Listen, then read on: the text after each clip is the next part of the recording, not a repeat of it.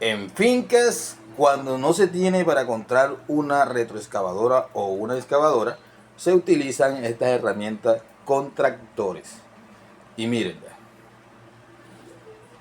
los tractores también son muy funcionales, pero con este tipo de ruedas. No son ruedas de neumáticos o llantas, por decirlo así, sino con aspas para que no se queden en el pantano.